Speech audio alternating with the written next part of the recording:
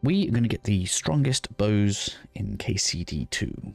To start with, if you are still in the Trusky region and you really want something quite powerful to carry you through the game, come on over to the Nomad's camp here. You can see that I am just slightly to the north of the fast travel point, and we want to follow this gap to the north here. Now, you are going to want to make sure that you tell your dog to stay, because the enemies down here, they're going to see this very easily and they will start attacking you. Now, if we enter combat, we can fail a side quest, so I'm being very careful about what we are doing. If you don't care about the side quest, you can just go ahead and kill all of the Cumans over there. We don't really need to do that. Now, they do stay there all of the time and they don't sleep or anything. There's no stealth killing, but you can see we're stealthing around to the side here. I'm going to go around the back end of this colorful tent. We're going to get on in through the doorway. We want to rob Bibrek right here of his key, which is going to allow us to open the chest right here and gives us the Cuman Chief's Bow. This is the strongest bow in the early game. We can also get an assortment of arrows as well to get you nice and set up for the Trosky region. You can obviously come back here periodically to get the arrows and use Fletcher's kits or whatever else you need to do to make sure that you can maintain the bow. For the actual best bow, the strongest one I've found, it's actually at Master Wenceslas. This probably answers a question for a few people. So we'll just go on in so I can show it to you in his inventory right here, which is the Ash longbow. Has significantly more power than even some of the hunting crossbows and just in general does a lot of damage. I don't know what these tiers mean on bows. We actually can't make our own unless there's something hidden. The idea that this 3-star elm bow is more expensive than the 2-star ash bow, even though it does less damage, I haven't got a clue. I've seen on Reddit that some people have timed the draw of the bow, and the draw of the bow is pretty much always 2.5 seconds so long as you meet the stats.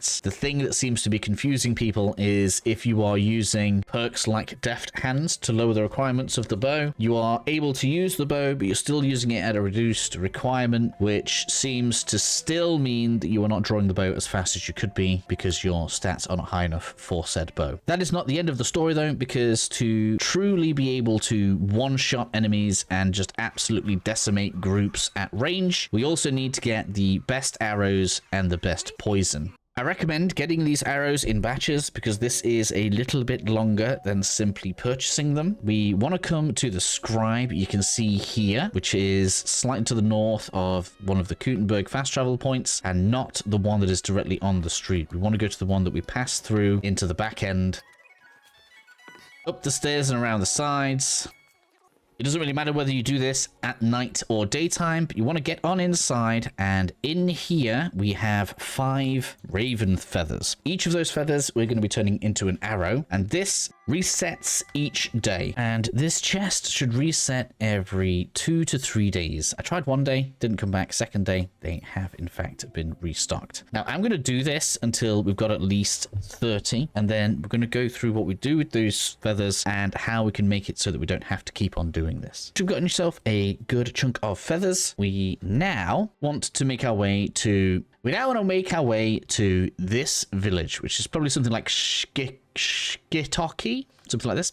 Anyways, once you get here, you want to come to the shooting range near this village. I've placed a flag on my map, so you should be able to find it fairly easily. And we're going to give this guy the Rooke feathers. Your dialogue may be slightly different if you haven't spoken to him before, but you give all of those in, and he's going to give you a black arrow for each of the Rooke feathers that you give to him. Now, if you don't mind getting a bounty here later on, we can go ahead. We can actually take some out of his barrel, and we can even get into his pouch here, and you'll see that we have 25 feathers back in our inventory, and he actually doesn't even check them when we hand them back in, so we can go Rooke feathers and repeat this until we have the number of arrows that we want to have. And make sure once you have the arrows that you're happy with that you do in fact get those feathers back so that you don't have to keep on re-stealing them again from Kutenberg. As you can see then, these arrows are significantly stronger than standard arrows, and when you go ahead and equip these, if you look at our piercing damage now, we are on 309.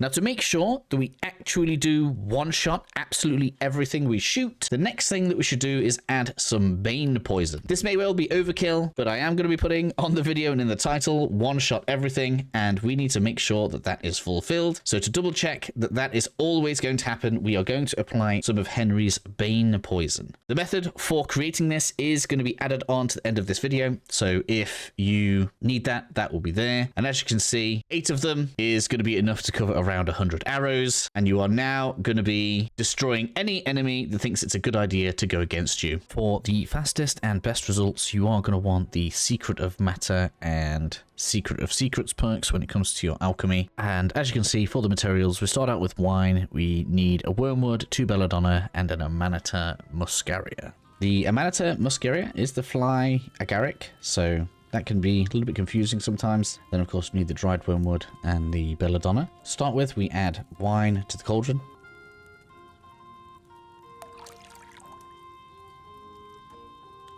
And then we put 1 wormwood in.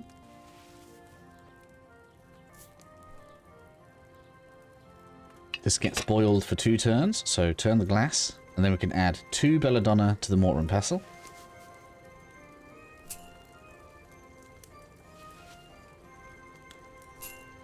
Turn the hourglass. Again, you probably could be grinding this right now, but I'm still going to prefer to do it the easier way, in my opinion. Lift up the cauldron. Grind belladonna.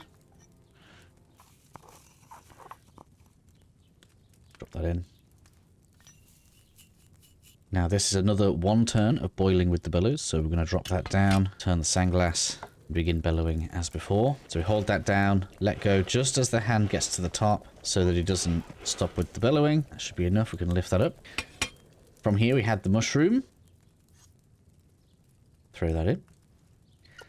And again, this is another distill. It's very easy to sometimes just default to go into the cauldron, but we want to come to the little thing on the left.